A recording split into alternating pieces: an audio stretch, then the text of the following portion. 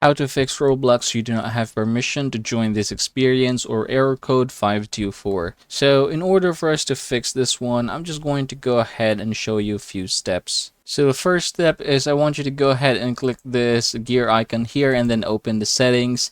And there are two things that I want you to do. First things first is verify your age, after which you also have to verify your email.